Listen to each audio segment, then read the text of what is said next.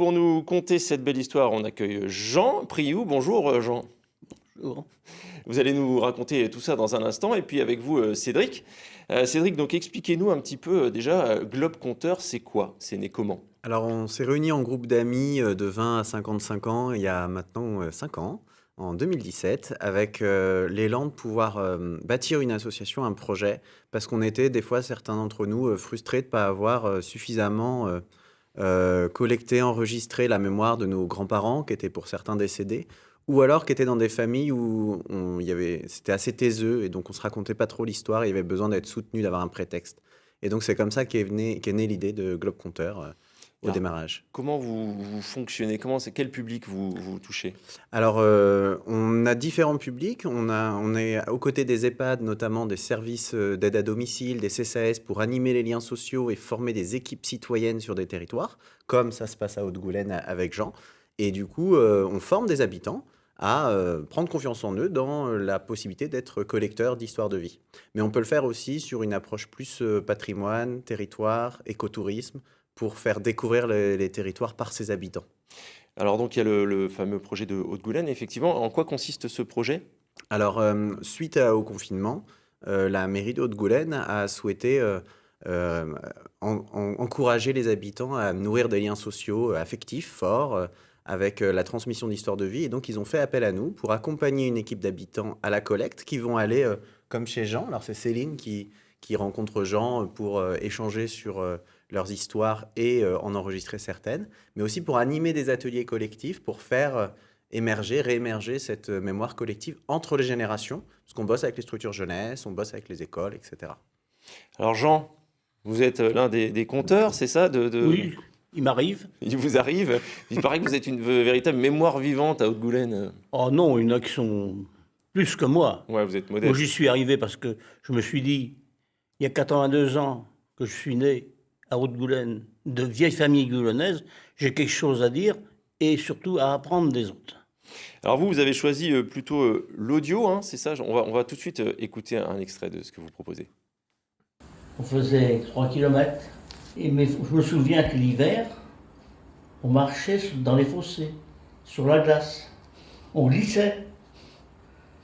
Il nous avait quelquefois des pépins. En plus de ça, le trajet pour aller était plus court que celui du retour. Parce qu'on s'amusait.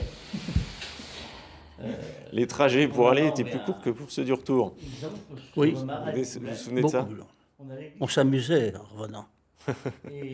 Vous aviez une histoire aussi sur les pies, vous m'avez raconté. C'était quoi ça? Ah oui, lorsqu'on était jeune, pour la destruction des nuisibles, on invitait les jeunes à dénicher les pies et les corbeaux, car à ce moment-là, ils étaient devenus trop nombreux et il fallait les réguler. Alors on allait dénicher les nids et on vendait les œufs 10 centimes de francs, les œufs de pie, et 20 centimes les œufs de corbeau. Et avec ça, ils nous avaient bien des avatars, car les fonds de culotte se faisaient déchirer dans les haies. Ah bah oui. On tombait aussi, mais on ne se plaignait pas. Et puis ce sont des bons souvenirs. Comment est-ce que vous êtes arrivé dans ce projet, Jean? Parce que j'ai dit, j'ai quelque chose à raconter, et surtout à apprendre des autres, parce qu'on ne connaît pas toute sa commune. Et par exemple, dans votre famille, vous aviez l'habitude de raconter ces histoires-là? On vous les demandait? Non.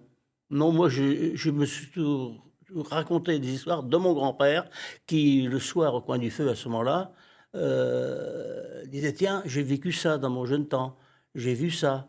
Par exemple, moi, une chose que je ne savais pas, c'est qu'il avait appris le métier de vannier à Haute-Goulaine. Car à ce moment-là, à Haute-Goulaine, les marais, ils poussaient énormément d'osier. Et ça date d'avant 1900. Hein. Il était vannier. D'accord, donc ça fait partie, effectivement, c'est vrai, toutes ces De la petites histoires mémoire. Hein. qui font la mémoire d'un territoire et la mémoire d'une population. Vous êtes au courant par exemple, des histoires où vous avez l'habitude, Éric, dans votre famille, d'échanger, de parler avec Pas forcément, non. Ouais, c'est pas quelque chose qui Non, est non. forcément inné dans toutes Non. les familles. Hein. Ouais, ouais, ouais. Donc c'est important d'aller collecter tout ça finalement pour laisser quelque chose. Oui, puis on sent qu'il y a un élan du côté des citoyens à s'impliquer là-dedans, à rapprocher les générations. Là, il y a eu le dernier baromètre Service civique, solidarité senior et de Malakoff qui montre que 7 personnes âgées sur 10 et 6 sur 10 chez les jeunes disent qu'il manque de ces liens en fait. On en a besoin. Alors, on peut les avoir des fois dans les familles, mais de voir en effet, parfois on communique moins que d'autres. Et puis, mais dans la société, c'est assez rare en fait. Donc il faut créer ces prétextes-là à ce qu'on se rencontre et qu'on se partage nos vécus, quoi. Il y aura une restitution de ce travail à Haute-Goulaine? Oui, bah, c'était très intéressant que j'en parle de justement les veillées avec ton grand-père à toi, parce qu'on veut justement réhabiliter les veillées goulanaises. Donc ce serait sûrement à travers les histoires, dont celle qu'on a écoutée là, une manière par une mise en musique. Voilà, on est encore en train de construire ça avec l'équipe d'habitants, les conteurs. Ce serait vers juin, a priori. Alors, on voit bien, effectivement, il y a tout un patrimoine, un vécu à transmettre quand on est senior envers les générations suivantes, mais c'est pas forcément que dans ce sens-là, hein, c'est ça? Oui, exactement, c'est important pour nous. Comme j'en le disais, on apprend aussi beaucoup. On n'est pas dans l'histoire passéiste, on est dans l'histoire en mouvement. Et donc, les plus jeunes ont aussi des choses à transmettre. Et puis, des cultures aussi, de la diversité culturelle qu'on a sur nos territoires.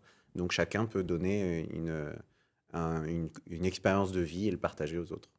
Et cette association, donc, vous souhaitez la développer au niveau national? Ça se fait Alors, pas beaucoup ailleurs? non, notre action, elle est vraiment sur Bretagne, Pays de la Loire, mais comme on a eu de la demande un peu partout, on s'est associé avec d'autres acteurs en France, donc, dont nos mémoires vivent en Occitanie, pour développer une plateforme qui nous permet d'amplifier la collecte auprès de tous les citoyens qui le souhaitent, avec des parcours en distanciel.